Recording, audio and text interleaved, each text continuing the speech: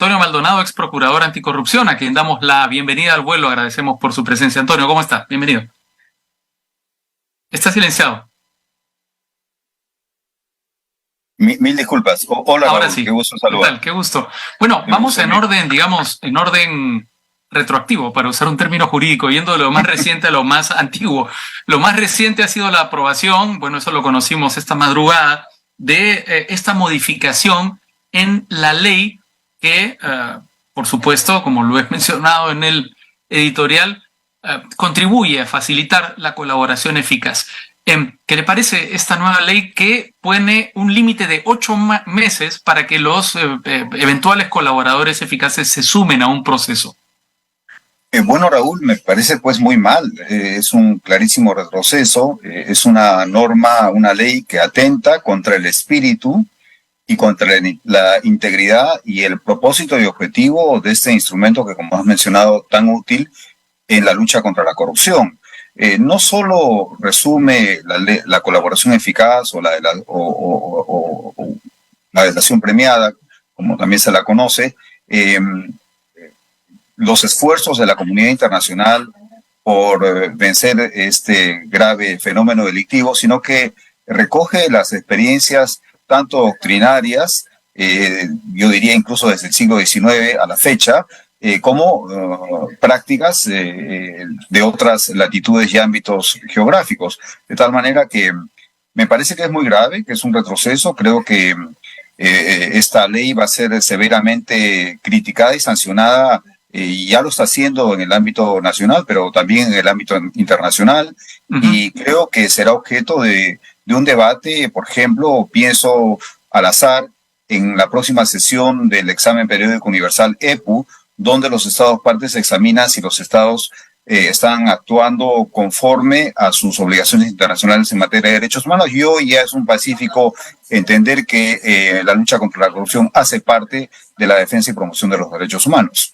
Sí, bueno, todo esto tiene correlatos económicos, ¿verdad? Es decir, si el Perú quiere ser, por ejemplo, parte de la OCDE, tiene que avanzar en lucha contra la corrupción. No son solamente, digamos, instituciones a las que se accede por el marco económico. Digamos, la institucionalidad de un país es fundamental para esto también. Y seguramente se verá golpeada la intención del Perú de, digamos, de acceder, por ejemplo, a ese exclusivo club. Ahora, la pregunta es, ¿cómo funcionan las delaciones premiadas y por qué una norma de este tipo podría perjudicarlas? Digo, 8 meses parece un tiempo pues más o menos razonable. Alguien podría decir, es bastante tiempo para que alguien se sume a un proceso y cuente lo que sabe de él.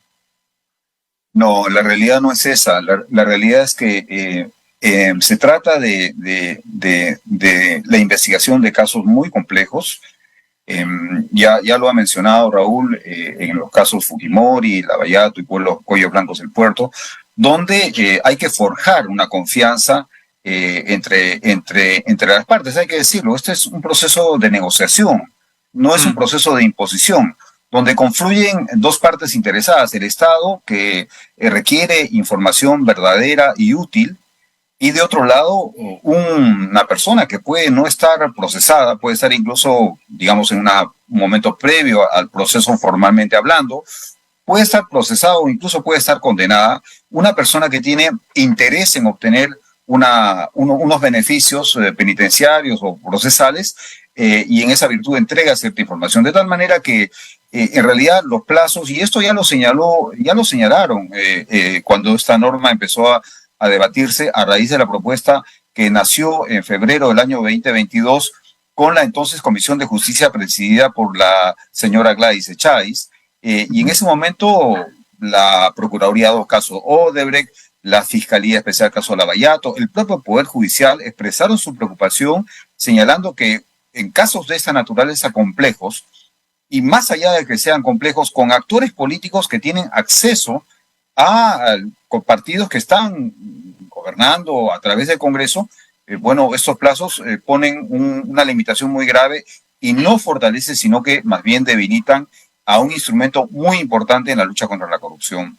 Sí. Bueno, no nos olvidemos que muchas veces las personas se suman a las delaciones premiadas no, ni siquiera porque quieran obtener beneficios, sino porque sus coartadas se caen también. Y eso es resultado del proceso, justamente, que a veces tarda 1 año y medio, 2 años. Lo hemos visto, además, en el caso Lavallato? Por supuesto, son personas que en principio no son meros testigos, son personas que han intervenido como participantes de un hecho delictivo y por tanto harán todo lo posible por eximirse de cualquier consecuencia jurídica, incluyendo tratar de forzar colaboraciones eficaces que no obedecen a los principios que éstas requieren. Pero bueno, de eso se trata, ¿no? Se trata de que el Ministerio Público no lidia pues con santos ni con ángeles, sino que va acumulando una experiencia institucional que le permite tratar con este tipo de personas y este tipo de estrategias.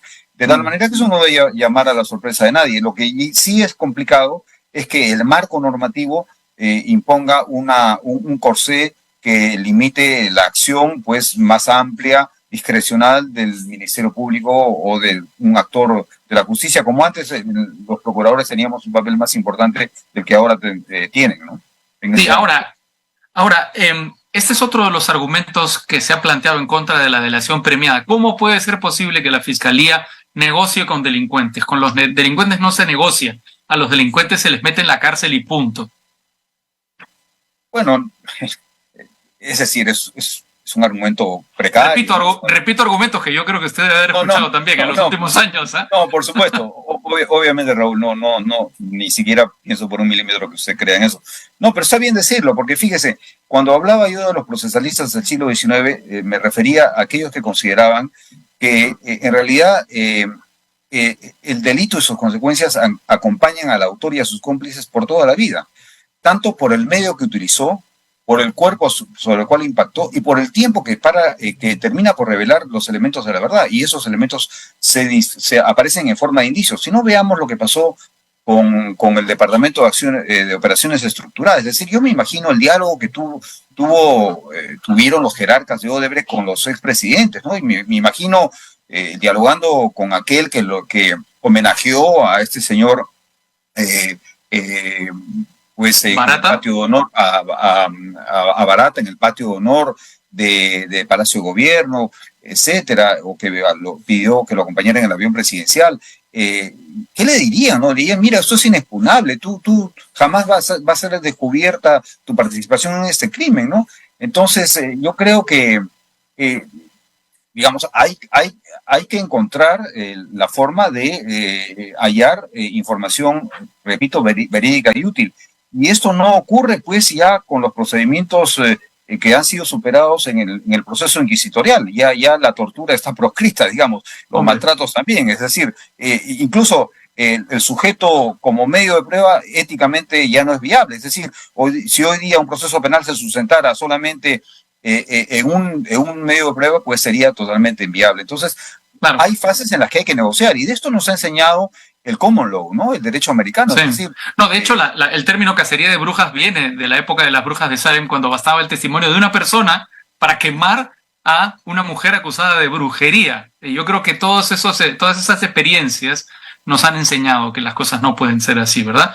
No quería perder, digamos, la oportunidad de preguntarle por el caso de Zoraida Ábalos, exfiscal de la Nación, que ha sido acusada constitucionalmente, que ha sido digamos, inhabilitada por 5 años de cualquier cargo de función pública. ¿Qué le ha parecido a usted esta medida del Congreso, que fue previa además a esta, digamos, norma en contra de la delación premiada?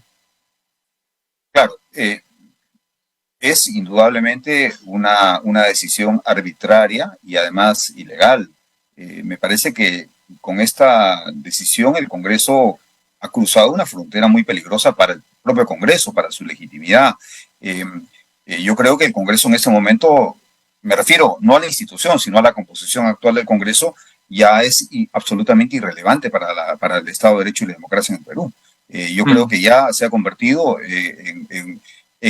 o ha incurrido en la lesión de dos principios, ¿no? El principio de no hacer daño y el principio de no dejar a nadie atrás. Y no hacer daño significa exactamente lo que estos señores han hecho con este caso, que se suma, además, hay que decirlo, a otros más. Sí, por supuesto. Además de la colaboración, etcétera, estamos hablando de la designación del defensor del pueblo y otras acciones donde se demuestra que el Congreso ha quebrado el principio de representación soberana y popular de la nación y responde a intereses mezquinos, particulares, que nada tienen que hacer con lo que nos interesa al resto de los peruanos y peruanas, ¿no? Sí, ahora lo más terrible del caso de Zoraida Ábalos es que el Congreso actuó así básicamente porque no le gustó una decisión de una fiscal, que hasta donde yo entendía era un ente autónomo. Bueno, exacto. Es el Ministerio Público un organismo constitucional autónomo e imparcial y está sujeto a una serie de estándares más allá incluso de la legislación nacional. Y cito, por ejemplo, las directrices de la ONU sobre la función de los fiscales, que cualquiera puede leer en Google. Sí.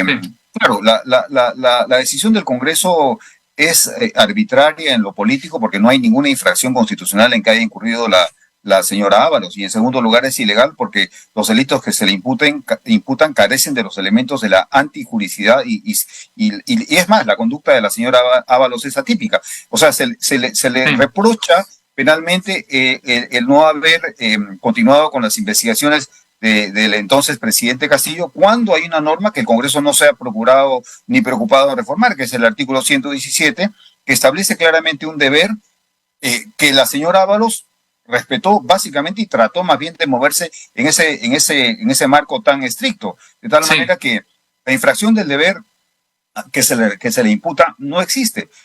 Más bien, lo que ella hizo fue, dentro de lo que establece el artículo 117... No, fue innovadora, claro. Exactamente, ahí empezó la innovación. Pero antes, incluyendo a la señora Chais, ahí no hubo ahí hubo una omisión clarísima de su parte cuando era miembro del Ministerio Público.